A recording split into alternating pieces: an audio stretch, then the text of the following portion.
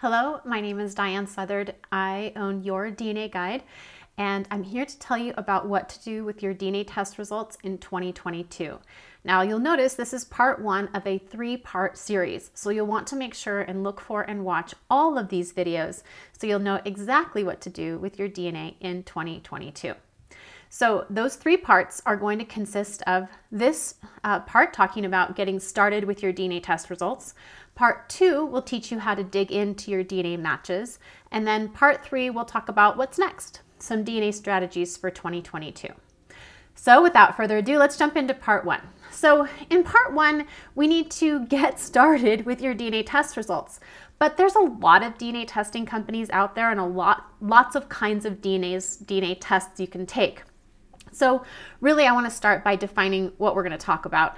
So when I say DNA test results, I mean autosomal DNA, which is DNA you received from both of your parents.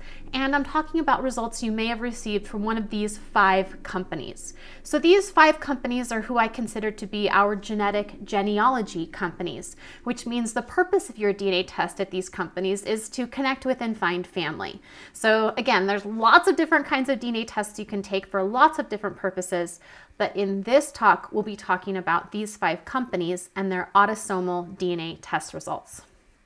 So when you get started with your DNA test results, I think there are a few things that you absolutely must do when you first log into your testing company. The first one is going to be navigating these websites. Guys, there's a lot of things to click on. There's a lot of places you can go, and it can quickly get overwhelming to the point where you decide you don't really want to know anymore and you leave the website. So I want to just give you some tips about the things that you'll want to look for when navigating each DNA testing company. That will include setting your settings to make sure you have those the way that you want them. We'll talk a little bit about linking your family tree and which companies you can do that at, as well as setting a goal and considering your ethnicity results. So we've got a lot to do here in part 1, so let's get going. Navigation highlights. Now, every testing company is going to be a little bit different. So instead of trying to go through each testing company and how you do things there, I just want to give you a broad overview, kind of a checklist of the things that you'll need to look for at each testing company, and then some clues about how you might find those things in your testing company. So I want you to be aware that every testing company is going to give you 2 kinds of results. Results that reflect your ethnicity, it's called, or your DNA matches. These are other people who've taken a DNA test that share some DNA with you. You'll also want to be aware of where your settings are found within your testing company, as well as correspondence. Did you know that you can communicate with your DNA matches through these testing companies' platforms? Well, you can, and you need to make sure you know where that's happening. And then, of course, we'll want to be able to navigate and find the trees that are housed in each of these testing companies. So, again, like I said, it's really hard for me to teach you how to navigate, short of going through each individual testing company. But in general, what you'll find on the DNA section of the website is these 2 kinds of tests, that ethnicity result and the match page, are going to be displayed relatively prominently. Maybe you'll find them right there on the main page of the testing company. Likewise, in general, the settings are going to be found under your name or your profile name, and that's usually found in the upper right corner of your testing company's website. Also, that correspondence that's so important, so you can talk back and forth with your matches. A lot of times the alert that you have correspondence will also be in that upper right corner. If the testing company is offering you some kind of tree access, you may find that in a menu up at the top of your website. Now, these of course can be rearranged. Perhaps when you log into your testing company, you see a bunch of stuff, maybe about genealogy, maybe about pictures, and you don't really see where to go to find your DNA test results. They can always be found in a top menu. So if you're confused, you're not sure where you are in the website, or you're not sure how to get where you want to go, find that menu at the top and look for DNA matches, DNA results, something like that that will lead you to those answers that you're looking for. So I hope this helps just a little bit. Like I said, I know it's a little bit tricky about how to navigate and find the things that you're looking for. But I do want to highlight this correspondence piece. So it might be difficult to think of what to say to your DNA match. Maybe you're interested or curious about their heritage. You want to know a little bit more. Maybe you've tried reaching out and you're not getting a response back. First, let me tell you, probably the reason you're not getting a response is not that your match isn't interested. It's that they don't know how to navigate your website. They don't even know you sent them a message. So keep trying and be patient. You might also want to try how to contact them on other websites like social media. In fact, there's so many tips that I have for you about how to contact your matches and get a better response rate that I've actually written this little guide, and you can find it on my website. It's a free download. You can get it at yourdnaguide.com/DNA-matches. So if you want to jot that down, hey, I think I'm in the way. Look at that, see? Good thing I remembered that, or you'd be like, I didn't know what she said. The good thing about me being recorded right now is you can just pause me. I'll just wait. I'll wait for you. If you want to even go download that right now, you seriously don't have to wait for me to finish talking. It's not rude to just pause me and do whatever you need to do and then come back. Of course, you want to see the rest of what I have to say, but don't feel like you're offending me by pausing. So that's the first step. Then after you've kind of figured out that navigation, you want to make sure that you're setting your settings. So setting your settings is important because there are privacy and contact settings that you want to make sure are set in the way that you are most comfortable with. So at all of our companies, you have to give them consent to perform the test. I mean, that's why you paid them money, right? So that they could perform a test for you. But there are two different kinds of consent that you sign when you give them your DNA sample. So you have to create an online profile at these testing companies, right? And so the first consent is always, is it okay for us to test your DNA? Well, you have to check yes to that one. But the second one usually has to do with participating in research. Now, research depends on different things to different companies. So you want to explore what that means at each company and know that you don't have to give your consent for research in order to get the results of your DNA test. It's also important for you to know that you can delete your test at any time from any of these testing companies. You can share as much or as little personal information with others as you choose. You don't even have to use your real name if you don't want to. Share as much or as little information about your family as you want to. Now, we always encourage you to share as much as you're willing to share because I think that contributes to everyone's experience and certainly helps you connect with other people. But just be aware, it's really up to you. You have a lot of choices, but in order to access those choices, you need to make sure you're in those settings and making sure they say what you want them to say. There's also a level of contact privacy within your DNA testing company. Now, at Family Tree DNA, the testing company, they allow you to see the email address of your match, and then you just email them directly. So that's the most open form of contact, but all of the other companies are using some form of email brokering. So what that means is you send a message, but it doesn't go directly to your match necessarily. It kind of goes through the company, and then the company sends your match an email that says something like, you got a message, or a message from 23andMe, or something like that. So a lot of the people you're trying to reach just see that as a marketing email from their testing company. They don't even read it. They're just deleting it. So keep that in mind as far as which company you're at and exactly how their contact works, so you maybe understand a little better why you're not getting a response from some of your matches. All right, so we navigated, we set our settings. The next part is linking your family tree. So at our different testing companies offer different options for this essentially. So you can create right in their system or upload from another family tree software system that you may have at Family Tree DNA, Ancestry, and MyHeritage. So it's important to think about how to do this, we have some instructions on our website if you want to go check that out at yourdnaguide.com. But the important part is that you understand why. Why are you linking your tree to your DNA test results? So think of it like this. Here's your tree. You've gone back as far as you can go back in your family tree, and perhaps you've hit a brick wall, right? You know who this particular ancestor is, but you can't find anything about his parents or grandparents, which is why you took a DNA test, right? And so when you're looking at your matches, you might be thinking, well, I know this match, Ralph is a descendant of my ancestor. And in fact, Ralph knows less about this ancestor than I do. So why is it important for me to add my tree so that Ralph can see that we're connected, or so that other people can see what I know? How come this matters? And it matters because the real purpose of your online tree is to help you find and track your best known matches. So your best known matches are people like Ralph, people that you already know your relationship to. We go over this really extensively in my DNA Skills Workshop, and I'm going to give you a little more information about the purpose of these best known matches in part 2 of this series. So make sure you're looking for that part 2 video so we can talk a little bit more about what we do with these best known matches. But like I said, you can find a lot of information on our blog.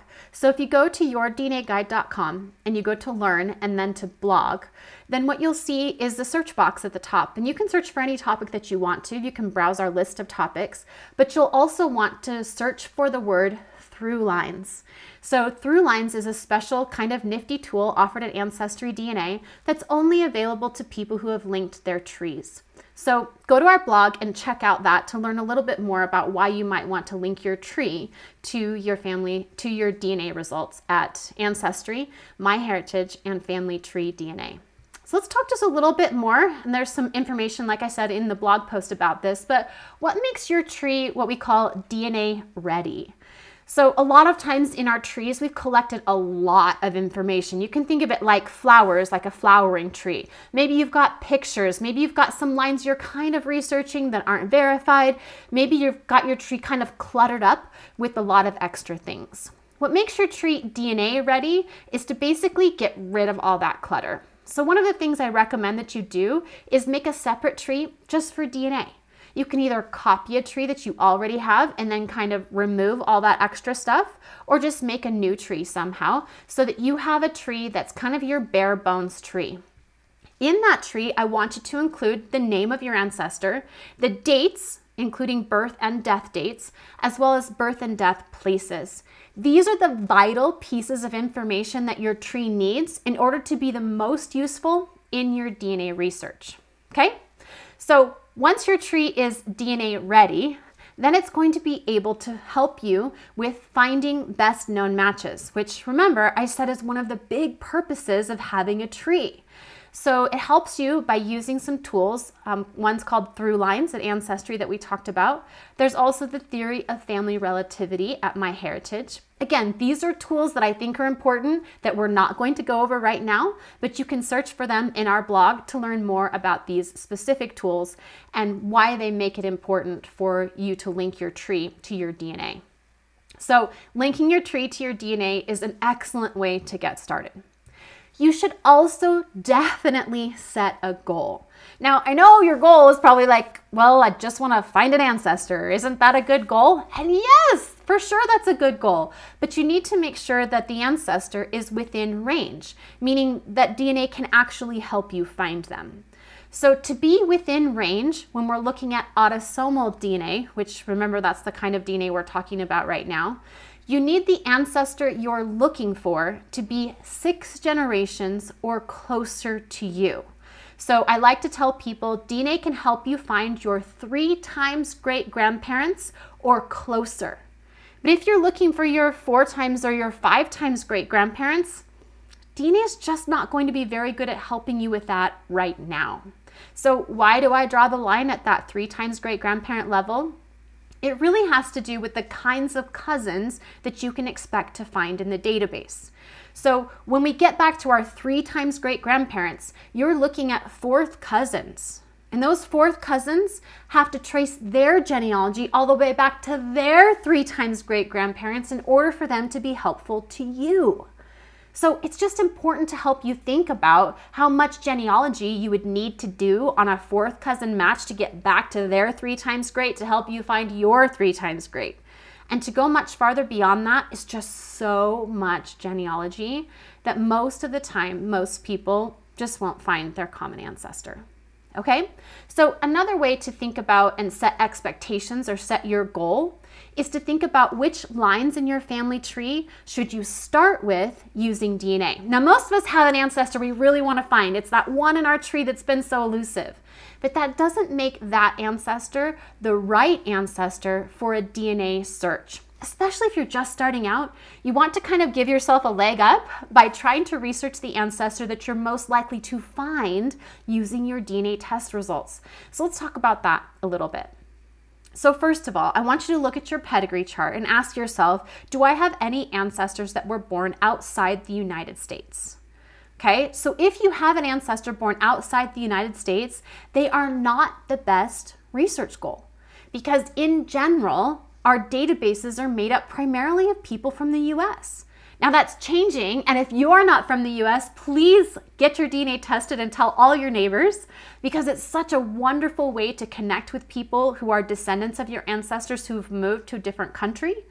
But essentially right now, it's not a good bet. It's hard to find connections with matches because there just aren't as many people tested outside of the country. So if you were going to choose a particular line in this pedigree chart to research, a missing ancestor, which one would you look for? Now, again, I do this all the time in my workshops and courses. I ask a question like this and then I tell you to pause me. And that's the wonderful thing, again, about being recorded. You can just pause me, take a look at this image and really think about it. Decide for yourself.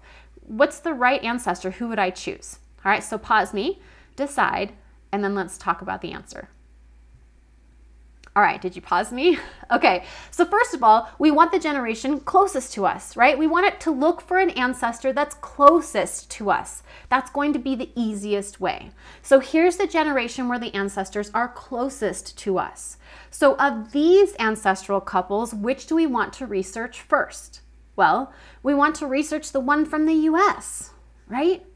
So if this is your pedigree chart, this is the ancestral couple that you would try to find first using your DNA. A lot of it is trying out principles on lines that are easier so you can learn the steps and learn the principles and then you can apply those to your more difficult lines. All right, so that was about setting a goal. And the last thing I want to talk about is is about your ethnicity results. So ethnicity results have 3 different factors that affect what you get. So we have reference populations, fancy math, and timing. So a reference population is just the people that the company is comparing you against. So if the company does not have a reference population from your ancestors' area, well, they're not going to be able to tell you that you're from there. So just understanding the reference populations at every company can be really helpful in understanding your ethnicity results. So that's reference populations. The next one is fancy math. So fancy math, I like to use this analogy where we're trying to figure out what did B have for dinner. So let's say she either had a burger or she had a taco. Now at the outset, you might be thinking, well, it's pretty easy to decide what she wanted or what she had because burgers and tacos are so different from each other. We often think that about our ethnicity. Well, I've got a French ancestor and a German ancestor, and those people are way different from each other, so the DNA testing company should be able to tell me where I'm from. But the truth is that French and German heritage genetically looks very similar. Just like tacos and hamburgers are actually made up of all the same things. Cheese, lettuce, tomato, beef, it's just in a different format. So each of these things that we talk about in genetics are called a SNP. It's just a single change in your DNA. So what the testing company does is they develop these reference populations that we talked about. Let's say at the burger place, they interview everybody coming out and they ask them, did you have ketchup or did you have a whole tomato?